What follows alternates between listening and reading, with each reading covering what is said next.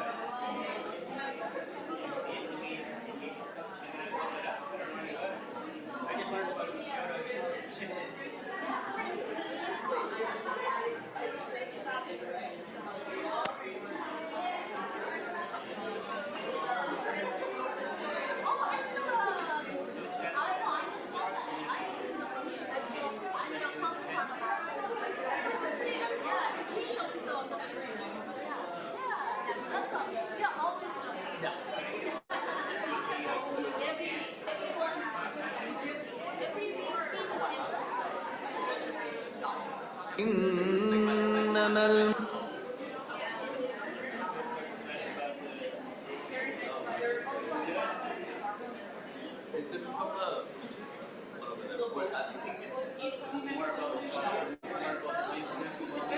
I'm a fairly tall person, so I have the same sensitivity. The pieces that first, I'll introduce and then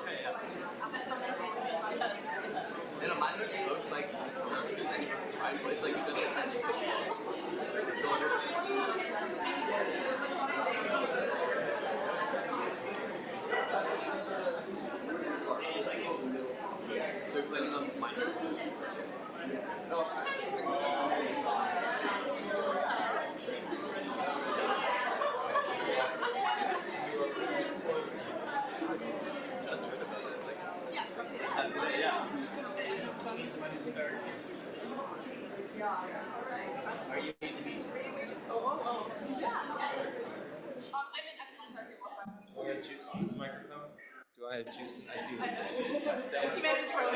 Hello, everyone. Welcome. Come to Peace in Our Hearts and Attention. Hello. My name is Thomas McKechnie. I'm part of the Spiritual Life team.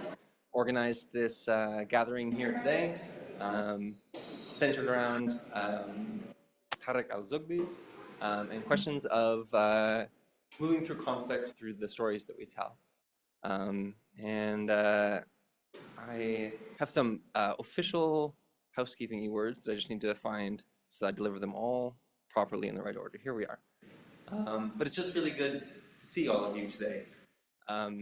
It's a bit of a weird day for lots of reasons, and so I really appreciate the opportunity to be here in company with all of you today. So welcome to Emmanuel College's Wednesday Gathering. We're thrilled to welcome our guest speaker, Tarek, along with Cynthia, who's one of the members of the Spiritual Life team, and Motahara, who will share an Islamic perspective. Together, we're exploring the theme, conflict to unity, healing through stories, reflecting on our shared interconnectedness. Now, as a community of people from diverse backgrounds, and diverse cultural and religious backgrounds, we know that there are people here today from various faith traditions. And it feels important to us that everyone feels welcome and free to both participate and refrain from participating to whichever degree feels most comfortable. If for any reason you're not comfortable and wish to stop participating, you're welcome to step out briefly. And if, having stepped out, you feel a shift in the energy and a desire to return, you're also welcome to return. These spiritual gatherings at Emmanuel give us the opportunity to try out new things, to take risks, and one of the things about risks is sometimes they flop, and sometimes they fail. And so it's really important that you be able to be in conversation with us about your experience and how we might grow and change through things. So I just wanted to quickly point out our instructor, David Kim Craig, Wing-Yi Wang is one of the facilitators, and then the members of the Spiritual Life team, myself, Leslie, Abir, or where is everyone? I've lost the people. Hands up. Hannah and Cynthia, and Esther. So if you have, thoughts, comments, feedback, ideas, please feel free to share them with us after the gathering today.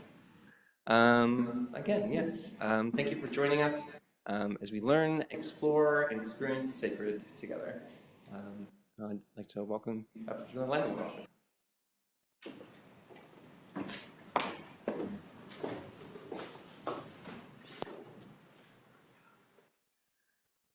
As we gather here today, we acknowledge and respect the sacred land on which Victoria University operates.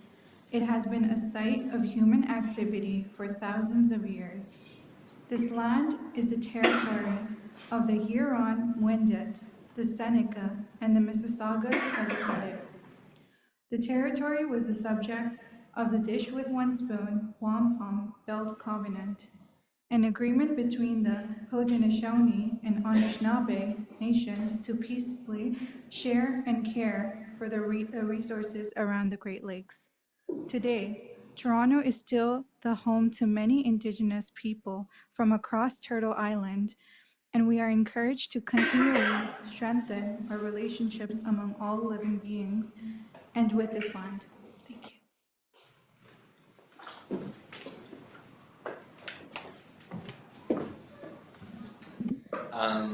I'll offer a quick introduction to Tarek before we get started. Tarek Al-Zugbi is a Christian, Palestinian, and American activist who was born and raised in a little town of Bethlehem. A student for life, he has a bachelor's in economics and peace studies, and a master's in international cooperation and development finance, conflict analysis and resolution, and conflict analysis and Mediterranean security. For the past 8 years, he's worked as the project youth coordinator at WIAM, Palestinian Conflict Transformation Center. Tarek has also served on the executive board of the National Coalition of Christian Organizations in Palestine and is active in civil society, part of 3 choirs, which is the most impressive detail for me, and has the privilege of being part of the World Council of Churches' 12 Faces of Hope campaign. Tarek has also been active in various Palestinian NGOs and has served as the youth ambassador for Kairos, Palestine. Tarek continues to be involved in civil society and promotes conflict transformation and justice building having full faith in our global ability to work towards healing, justice, equity, and freedom for all. His research interests relate to issues of justice and conflict transformation, specifically economic justice, restorative justice, reparations, and conflict sulha. Tariq is interested in exploring reparations as an actionable right to life and what such a system might encompass. And you can read more about Tariq and Liam's work, and there's a URL, which I'm not going to attempt to say out loud. But we'll include this information that we send out publicly. So welcome, Tariq.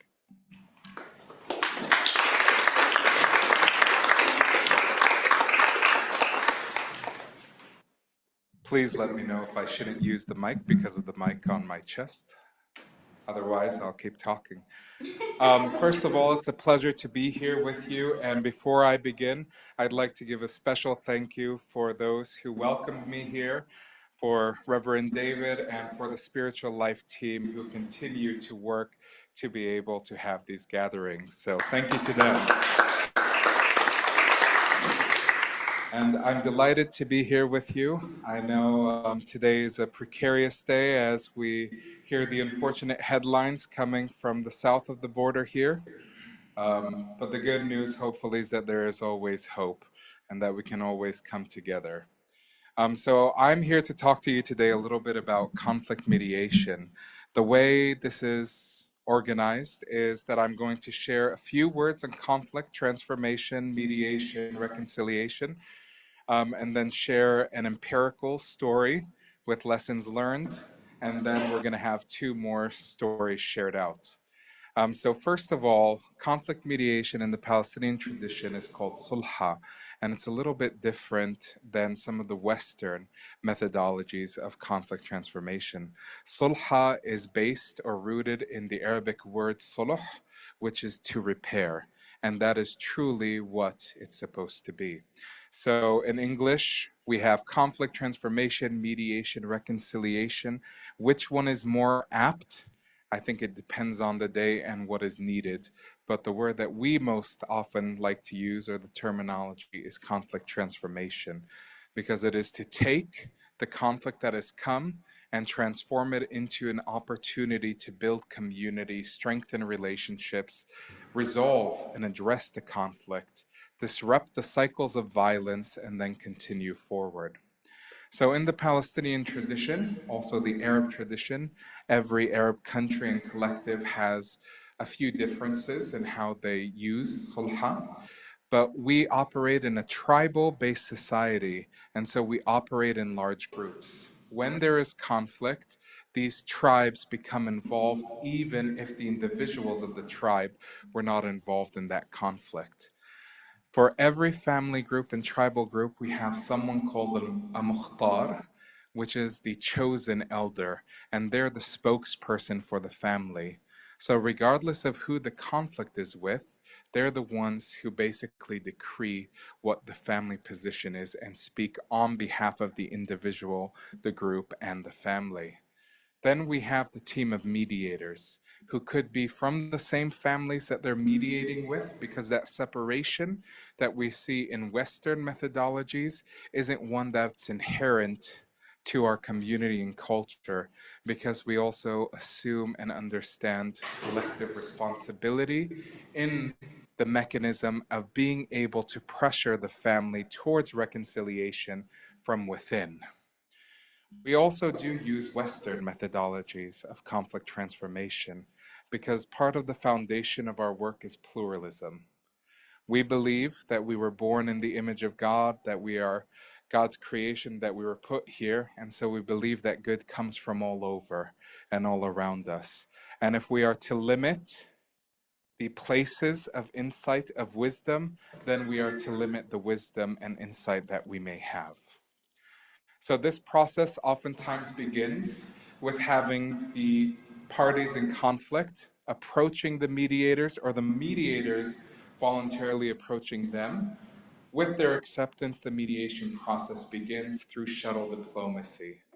We go from one side to the other, trying to get a holistic understanding of what transpired, of the relationship between the families and the individuals, uncovering roots of conflict sometimes, and then trying to build a common ground to come together. It is important to note here that conflict mediation can only occur if we have begun the process of balancing out the power.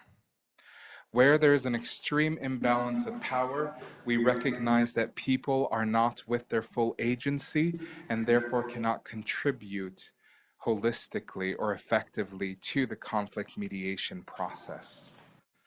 And so through this process, once we have gained the insight and the holistic understanding, then we begin to bring people together. Oftentimes, if it's a small conflict, we meet at the victim's house.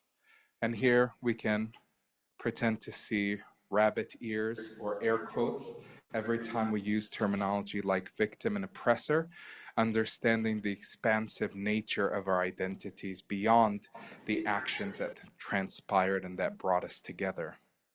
The reason we meet at the victim's house is because that is enemy turf for the oppressor or the victimizer, and is to signal that goodwill in coming together, and to make those who have been wronged feel more comfortable because they're in their own space. Once we meet there, it oftentimes begins with the mediators sharing a word of welcome and then talking about stories. Stories of the connection between the two families where there are some, speaking through the roots of conflict when there are some. Because sometimes we go and mediate conflict that has existed for 60 years between families. And even though we're talking about yesterday's events, we're talking through the 60 years of conflict. And we cannot mediate what is not spoken. So we begin the process of speaking to that relationship. But it's also just as important to uncover past stories of beautiful connection between these families. Sometimes we go and mediate a conflict and we find out that the grandmothers of both sides breastfed each other's children when one of them was sick because they were neighbors. And that's a special connection. In Arabic, we call it ikhwa bil-rida'a, siblings in breastfeeding. And so we exploit that connection, because part of this is reimagining the nature and the relationship that exists between the parties. So once we have this collection, we've shared these stories, then we open up the space for the tribal elders to speak. Usually the aggressor, quote unquote, speaks first. They have a few options. They can admit their role and take responsibility in this conflict, or they can deny it. Denial means we must continue shuttle diplomacy and there will be no conflict mediated today. Being able to address it at the different levels, from speaking some of the truth to speaking the full truth, enables us to continue through the conflict mediation and to begin the process of transforming these relationships. Sometimes conflict transformation is a week, sometimes it's a couple years, and sometimes it is ongoing, yet to be completed, yet to be successfully mediated. And so just to give one of the foundations of conflict transformation, we talk about community responsibility. We believe, and this is inspired by Islamic text, by Christian text, that we are all responsible for each other, and that peace building, and I have to caveat here, because peace without justice to us is a negative peace and not helpful. We always strive for a positive peace, which means disrupting the cycle of violence that brought us here. And so, in one of these conflicts, we had individuals in conflict. We had a Muslim and a Christian family. Two young men were driving a Jerusalem license-plated car. It's important to say that it's Jerusalem because Jerusalem plates or Israeli license plates can go all across the territories. And the other family was on a stolen motorcycle. A boy and his young brother. Stolen, don't have licenses or insurance. They hid into this car with the two young men from Jerusalem. This happens in Bethlehem, an area that we can access.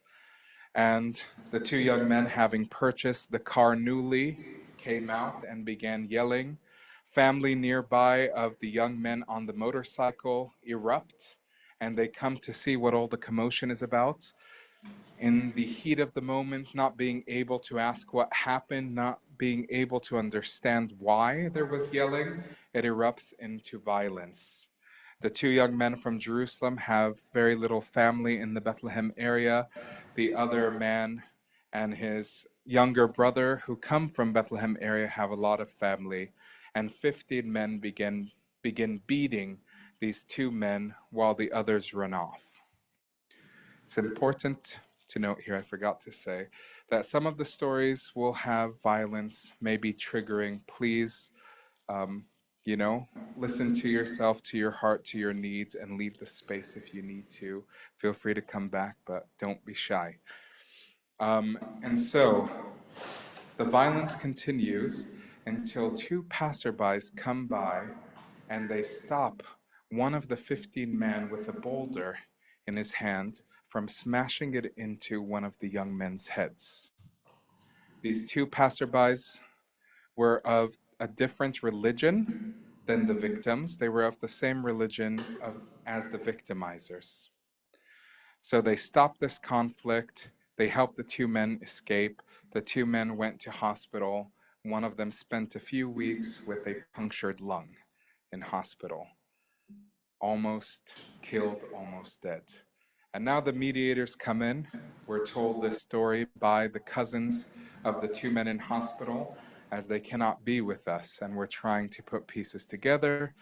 We try and find the other family. We begin speaking at the beginning. There is no accountability for the violence. Both families are saying they did nothing wrong and that it was the other family that instigated the violence. The vehicle that was stolen is hidden. The Palestinian police and legal system cannot be involved because these are Israeli license plates in the Palestinian territories and they have no jurisdiction over them. And so their option is to go to the Israeli authorities, which to the Palestinian people are occupiers, or to mediate it and have justice through the customary law, or to simply forget about it. So they approached us.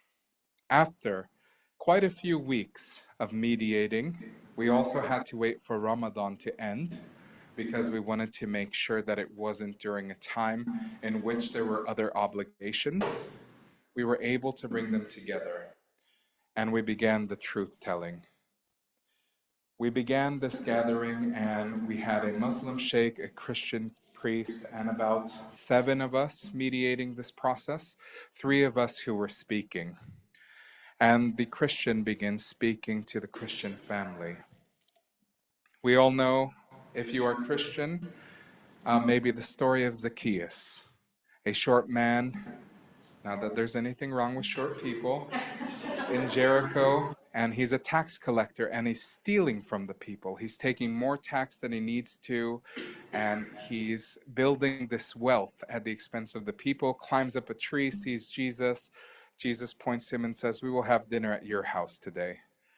We don't know exactly what happened or what transpired, but we know that there was a transformation, and this tax collector now has committed to giving back what he has stolen and giving 4 times as he's stolen.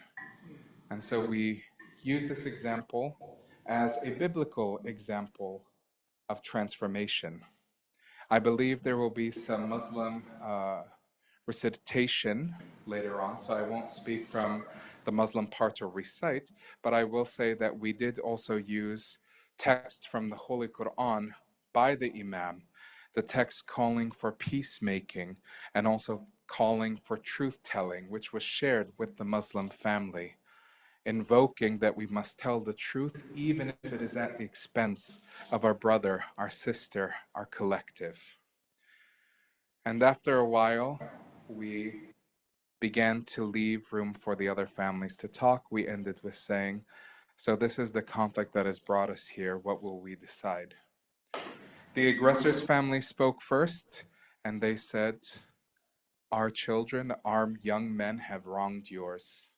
They have put your children on doorsteps, and we are sorry, and our necks are yours to do with as you please. There were a lot of conflicts leading up to this, and the other family was coming gung-ho to take everything they could from the other family. They wanted them to feel the pain, the insecurity that they had been dealt, and they wanted to take more from them. They wanted to emerge victors. They wanted to dominate them. And that is something we had to work through with them. But upon hearing these words, the tribal elder of the other family said, "We have taken what we needed, not knowing that we needed it." And so we began the process of transformation.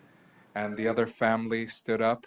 They offered a large wad of money, can be in dollars, American, can be in Jordanian dinars or Israeli shekels. Palestinians don't have a currency. And he says, "For what we have done, we give this to you." The other family, having heard the truth telling, having some healing in that, became more generous. And they said, "For the martyrs of Palestine, we give back this amount. For the Virgin Mary," you hear the Virgin Mary in every conflict, "we give back this amount. For your uncle, El Ustaz Hafiz, a well-respected man, we also give back this amount. And what we keep are these few simple bills to cover the costs of repairs that the insurance company did not cover for the car. The hospital was covered by insurance." And then we bring out the coffee, and the family drinks the coffee very quickly while it's warm. Drinking the coffee hot symbolizes their satisfaction with this process. And now these two families that had no prior connection are leaving knowing each other's faces, knowing each other, and having built this common bridge. An important part of this process also is both families spoke to the two young men walking by who stopped this, honoring them and honoring their involvement. But you see within this, regardless of the heated passion of the young, of the old, or the rigidity, maybe we should say, of the old in these ageism or in these ageist stereotypes, we have a responsibility towards each other, from young to old, from poor to rich, across gender and sexual identities. So that is the first story. Thank you.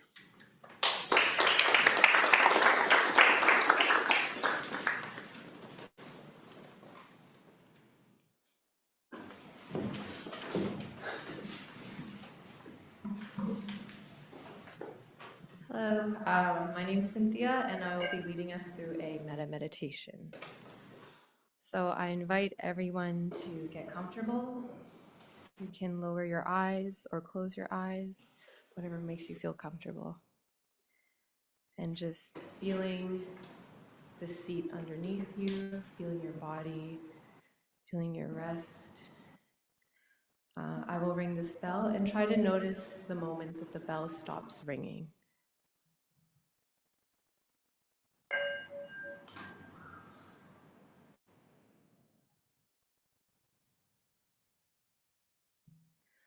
May all sentient beings be peaceful, happy, and light in body and in mind. May we be safe and free from accident. May we feel the love of the universe envelop us through the safety we have been given and that we have made for ourselves. May I learn to nourish myself with joy each day. May I learn to nourish others with my joy each day.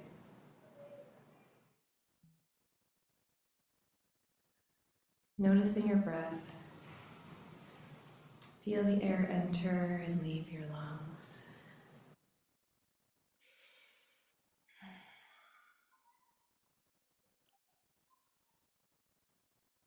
Visualize your favorite place. Maybe it is in nature, maybe there's water, or maybe it's a place from childhood.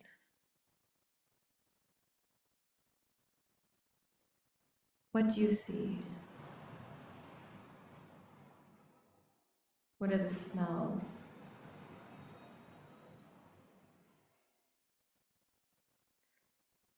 And what can you feel?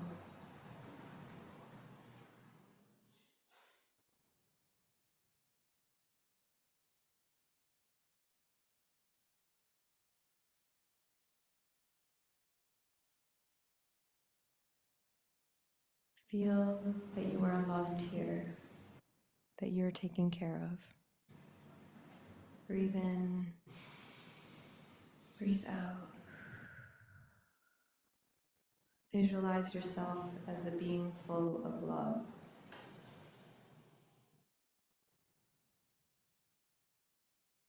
Recognize yourself as a being who has the power to love. Breathe in, breathe out. Now bring to mind the face of someone that you love the most. Visualize their face. Maybe they're smiling at you. See how they smile with their eyes.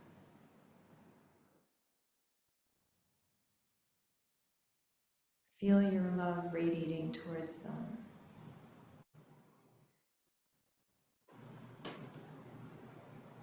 Maybe noticing in your body where this love is radiating forth.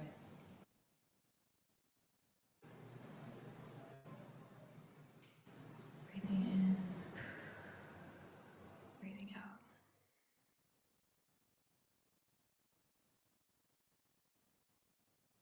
Gently hold that feeling of love in your body. Embrace it. Be present with it.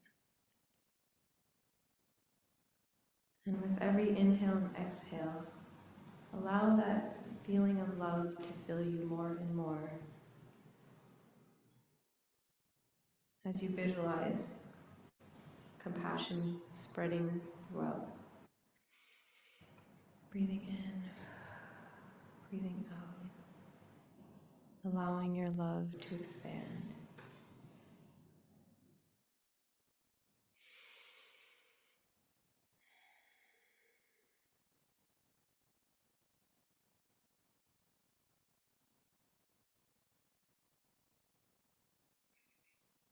Now I'd like you to think of someone that you've had a conflict with, or maybe someone that you don't like so much, and bring their face into your mind's eye while still holding that feeling of love, of loving and being loved, and know that you are safe as you visualize their face. With each breath, breathing in, holding the feelings of compassion you have nurtured towards this new person, sending it forth towards them.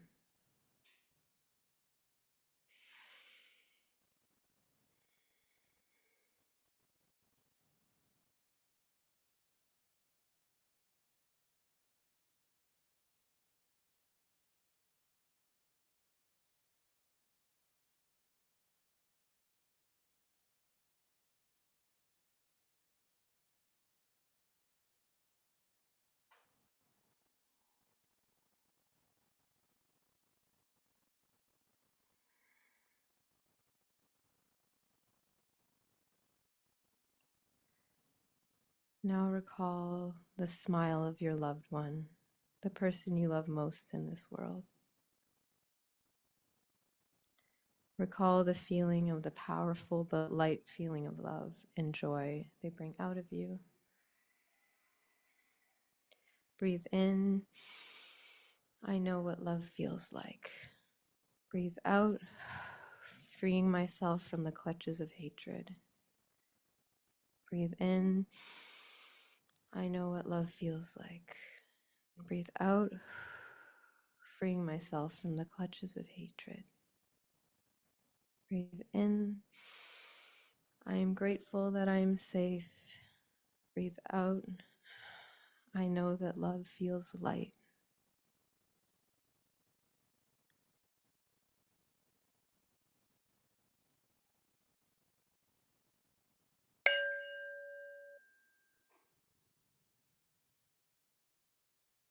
And when you're ready, you can slowly open your eyes.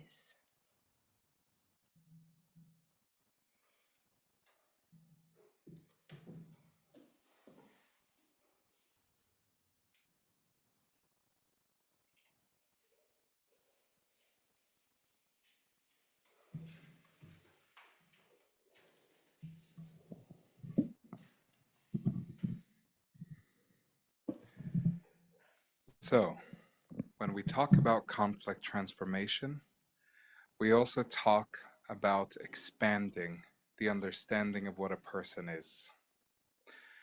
So, the second story comes from a family suffering domestic abuse.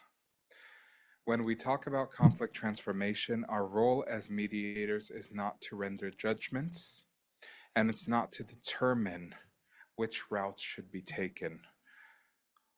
Our main goal is to make sure that all parties have a sense of agency, of actionable agency that they can use to determine what's best for them, even if that changes 1,000 times. Oftentimes we are gathered in conflict because there is a great imbalance of power, and so it's again of the utmost importance that we're able to rebalance that power out. I forget if I said this earlier, but Palestinian society is a patriarchal society, and that patriarchy has been worsening since the 1960s. And it is important that when we say things, anytime we explain the roots of oppression, of injustice, of violence, it is never to diminish their effects or to justify them.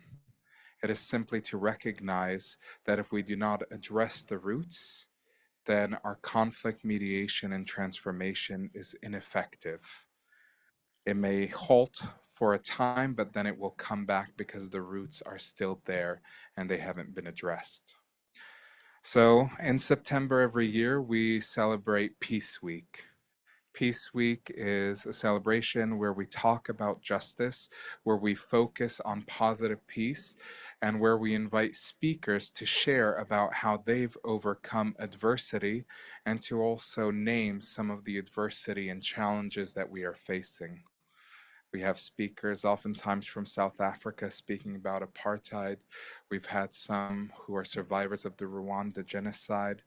We have speakers who come from Ireland and Northern Ireland, every now and then from India.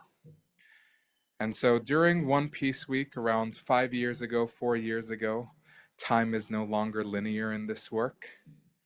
We have this woman frantically coming to the Peace Week gathering, and she begins screaming, "Where is your director? I need to speak to your director." Frantic. We don't know what we're in for. We don't know what's happening. None of us recognize the woman, at least from the team of mediators. So finally, she comes to the director. The director invites two of us in with them. It's important in our society. We always, especially if it's a confidential meeting, make sure that there's more than one person, and that's to make sure that there is no harm done. And because I may be concerned with the economic aspects, they may be concerned with the power dynamics between a man and a woman. And so in that pluralism of perspective, we're also able to make sure that we're marching towards holistic approaches. So the woman asks for the door to be closed because she wishes to speak in confidence. So they sit there, and the woman begins to say, "I've been married for 9 years. I love my husband." And she keeps repeating the same sentence over and over again, still not getting to the point. "My husband's a good man. My husband's a good man." And then we finally begin to get into it. A couple years ago, he was working in Jerusalem. He had a permit to go and work in the Israeli-controlled territories, which means he had a much higher salary, oftentimes 3 times plus the amount that they'd be given in the Palestinian territories. For one reason or another, without warning, that permit was taken away from him. Now he's lost his job. At the beginning, he was trying to sneak in at risk to himself, because if he's been caught on the other side, he's trespassed against Israeli military law and can suffer the consequences. But he wasn't able to sneak in consistently to keep that job. So for a time, we began living off of what we call our dark day money, which is for that day when something like this happens, when we have a medical emergency, when we have no job. And we quickly ate away at that. He grew frustrated. He grew more depressed. And now he's begun to beat her and has begun to be abusive to the children. I love my husband, but I cannot live like this. So what would you like us to do? After a time, she says she's heard of our mediation work through many connections. We're a community-based society. News travels faster through gossip than it does through social media or any mainstream media. And she wants us to come and intervene. But we cannot tell anyone that she has come to speak with us. How do you mediate a conflict that you cannot know about? So we set the date. A week from that meeting, we are going to go and explore. Luckily, the first time this happened, there would have been a lot of head scratching, because as it relates to familial conflict and conflict between individuals, that's in relation to sex especially, or sexual relations, they're very taboo in our society. And so in every one of those conflicts, the mediation is different. The conflict I spoke about last time had a couple hundred people present. This one will only have that family present. So a week from that day, we head over, the director, a mediator, and the lawyer. And we're going to the neighborhood and community, and we knock on their family door. The man answers, kind of suspicious of who we are. And he says, "How may I help you?" We say, "We're looking for so-and-so family." We name a family in that neighborhood. And he says, "I know where they are and I'll be happy to show you, but you must first come in to have tea and coffee with me." In Palestinian society, when we are able to, we try to be hospitable.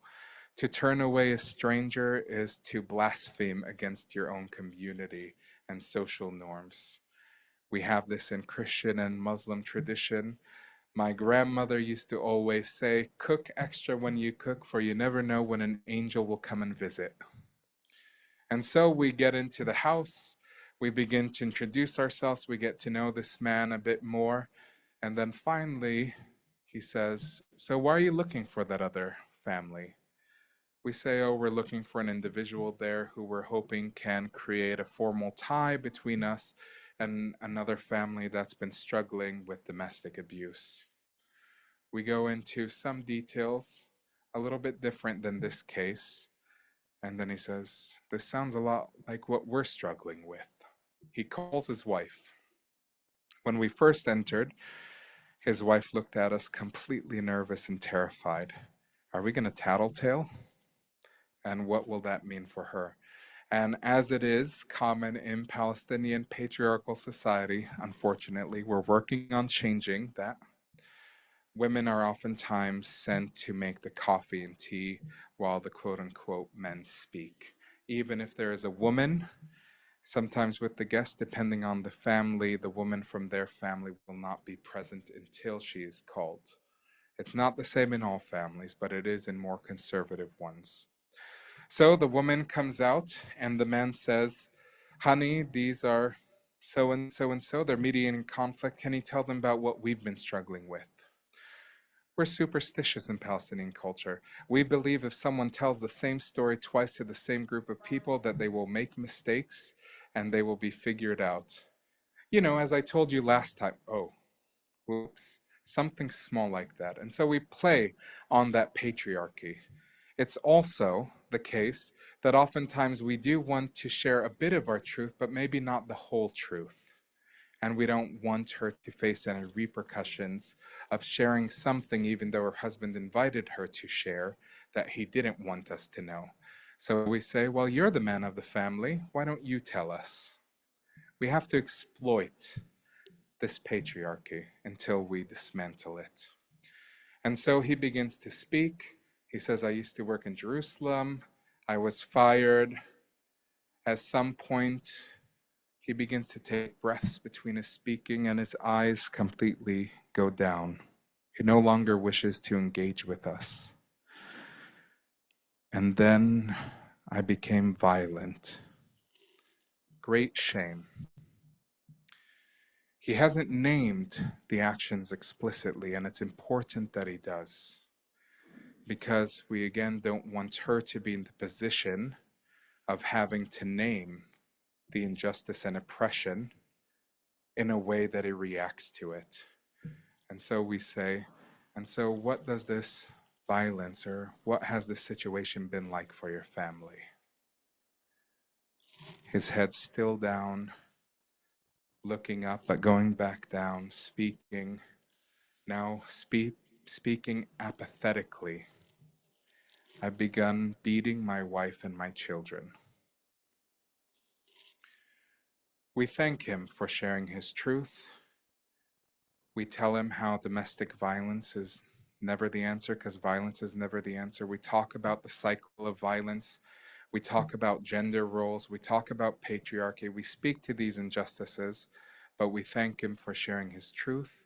And then we ask the wife what she would like to say, what she would like to add. And she says, everything he has shared is truth.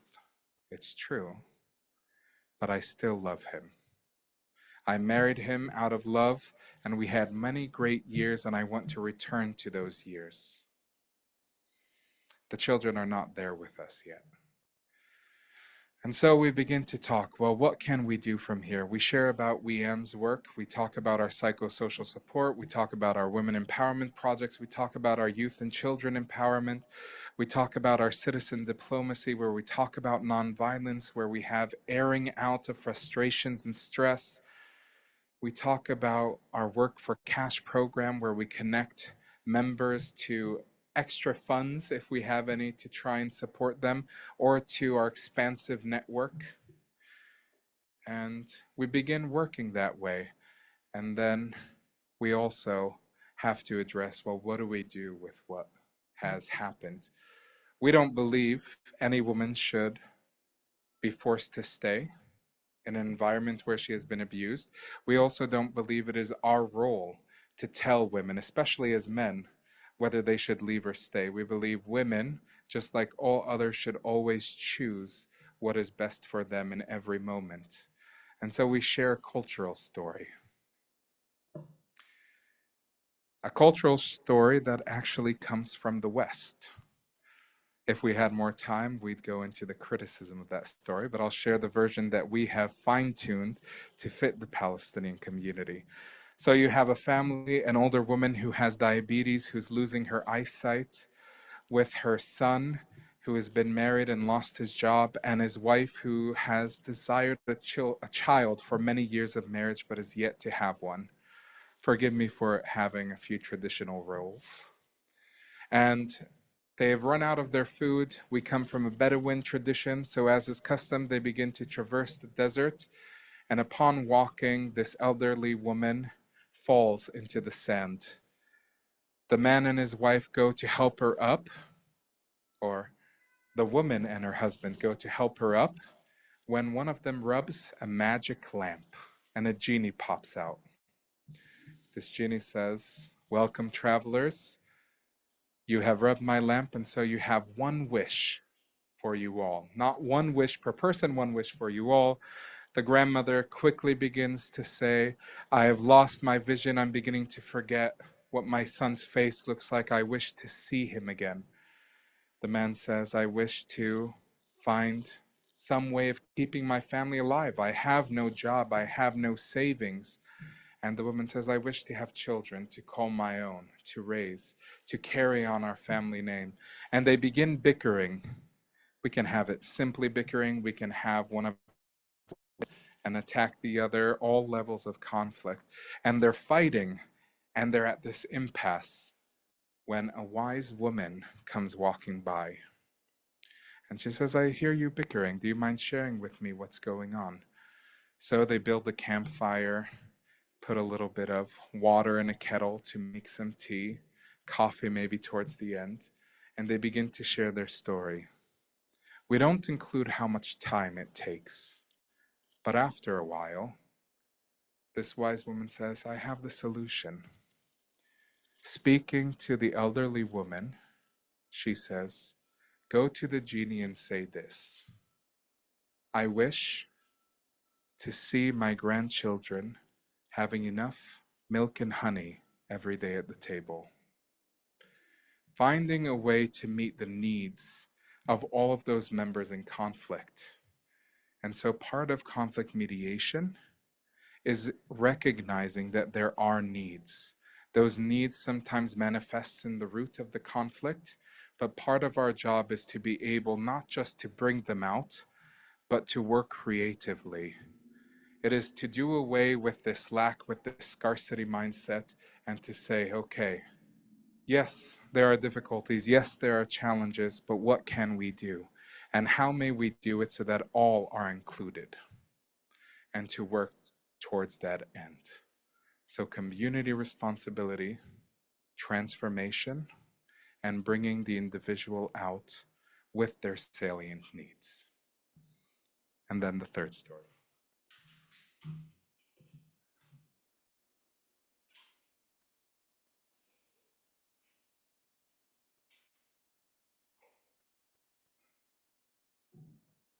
بسم الله فرغت فانصب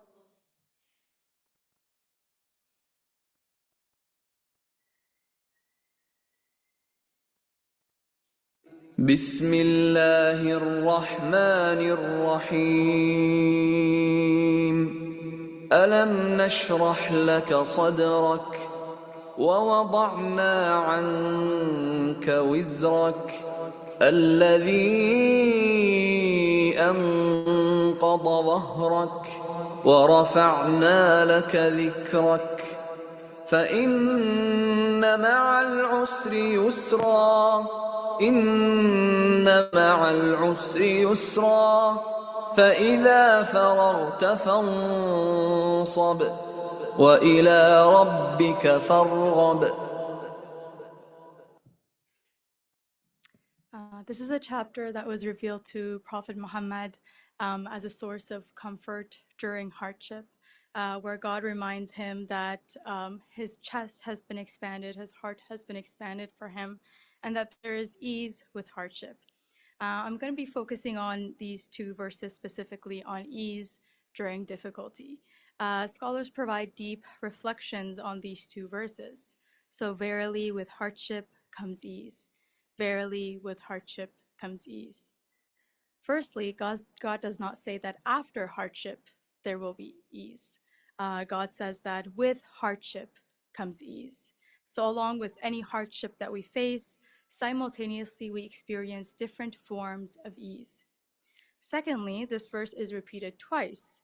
In analyzing the Arabic, scholars point out that the hardship is one hardship. So God says, with this hardship comes ease. But then in the repetition, it refers again to that hardship comes another ease. So the hardship remains one, but the ease is two in looking at the Arabic. So the verse can also be read as, so verily with hardship comes ease, and verily with that hardship comes another or more ease. I want you to take just a minute, maybe 30 seconds, to reflect on a hardship that you've been through. It may be a big hardship in your life or a recent hardship that you've been struggling with, and maybe reflect on the ease that you experienced during this hardship.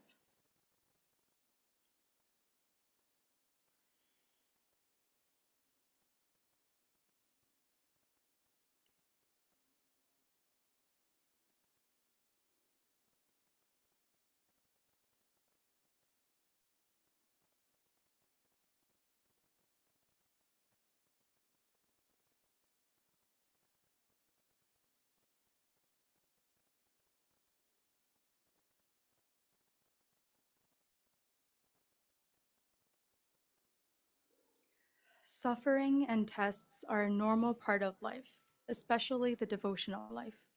God asks the believers in the Quran, do people think once they say we believe that they will not be left without being put to test? So tests are a requirement in a life of faith. And as we demonstrate our belief and practice through the tests and trials that we are put through, we demonstrate our faith. Resilience, patience, good manners, and most importantly, deep reliance and faith in God are testaments to one's faith through trials and tribulations. Looking at the Palestinians, who have been going through the most horrendous and difficult tests that many of us would not pass, many of them remain steadfast to the truth in their faith.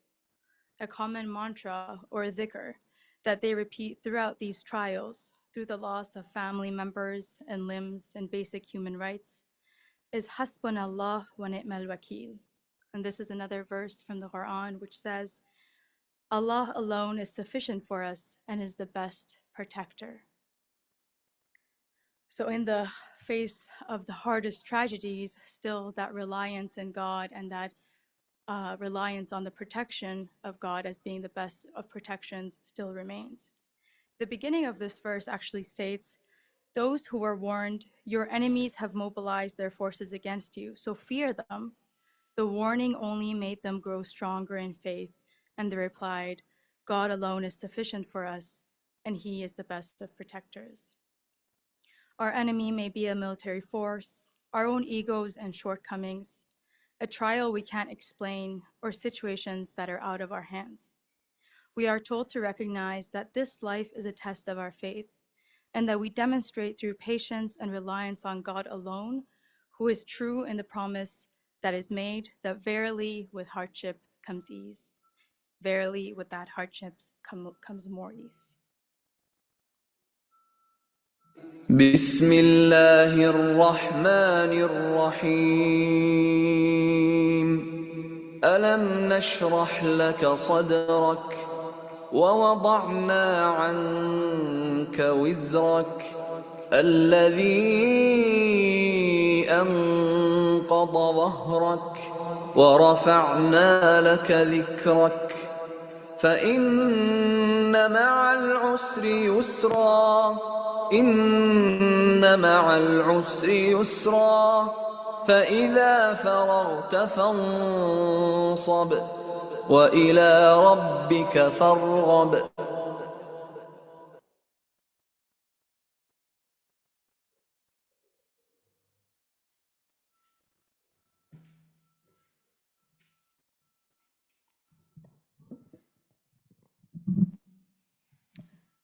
Are we over time? So I'll try and be very, very quick. 5 minutes. Keep me to it, because we practice civil disobedience way too much. Thank you for everything that everyone has shared, and I think what was last said really connects to this next piece. When we talk about conflict, there are limitations to the conflict transformation and mediation that we're able to practice. No matter how hard and how well we mediate, we can never bring back those who have been killed and murdered, nor can we bring back what has been destroyed, at least in terms of physical beings or physical objects sometimes. And the longer injustices continue, and the worse they are, the harder they are to mediate. And oftentimes, the more they envelop and the more they escalate. So I would be remiss to not bring up the genocide in Gaza, the genocide in Congo, and say that the longer we continue to be complicit, the harder it will be to ever redress these mass injustices. Just like we know for the indigenous communities here, for people of color around the world, and for the disenfranchised and marginalized everywhere. This last story is about the choice that we have in conflict. There is this family in an area of Bethlehem in which generations of conflict culminated in a mother being taken away from her family. We do mediate murder. The murdered is simply not with us. In my culture, this would result in further bloodbath. You have taken, forgive me for the objectification, it is not intended that way, but oftentimes what we refer to as a jewel from our community and our family, regardless of sex and gender. And the only way we can rebalance this is by taking one from you. And so it goes on. So we intervened, we asked for a truce, which we were given, granted, after mourning. We cannot ask for this during mourning. After the 3 days and 9 days of mourning, we formally ask for a truce while mourning continues for those closest to this mother who is no longer with us, who's left behind her 3 children and a husband and a lot of family.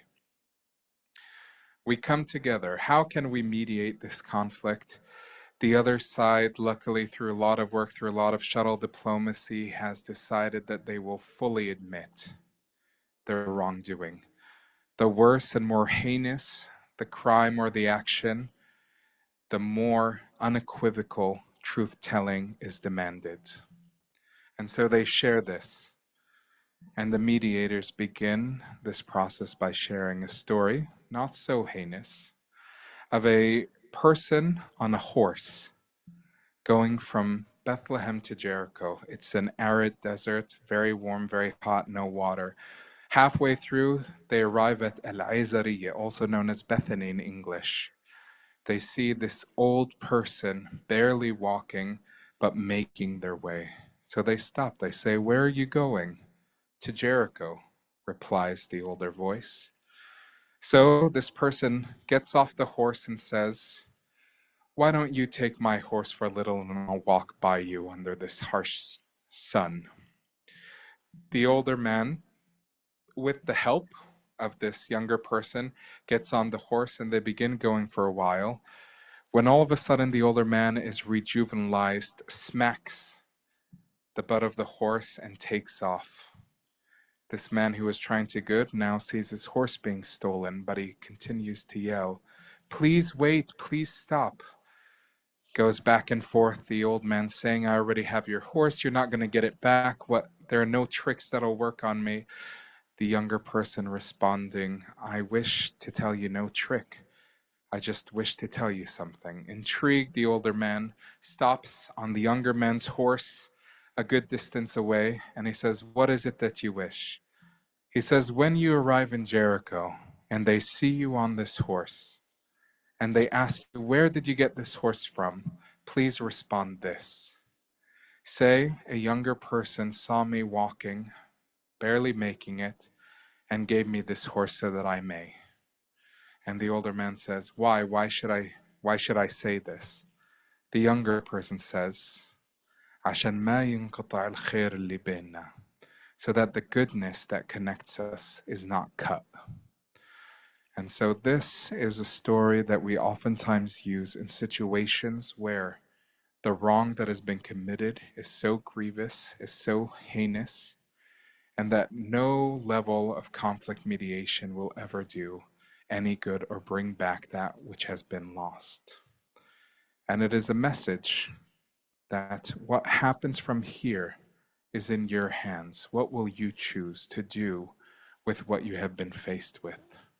It is not asking those who are victimized to always be better and always be good and to do what those who would wrong them to not do that. But instead, it is an opportunity to remember that even with what we suffer and what we live, our voice can be a beacon of goodness. And our experiences, no matter how tragic, we still have agency. And that agency can be used for justice building, for bringing about good. So, in closing, transformation, the generous spirit that comes out through truth-telling, when our truth, no matter how painful, is shared, community responsibility, bringing out and expanding the individual and our understanding of them to choice. And so as we leave, in all conflicts interpersonal, community, national, and international. What is the choice that we will continue to make in spite of the hardships? Thank you very much.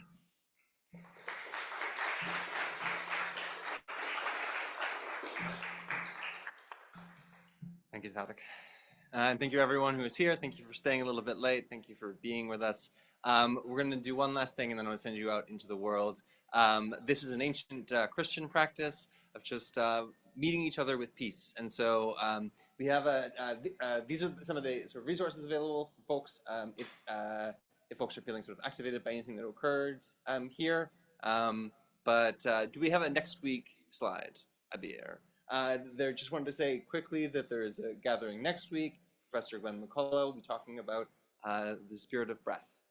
But yeah, love to send you out with, find someone in the room and greet them with peace. And you can greet them with peace in the Christian way with peace be with you, and they can respond with and with you.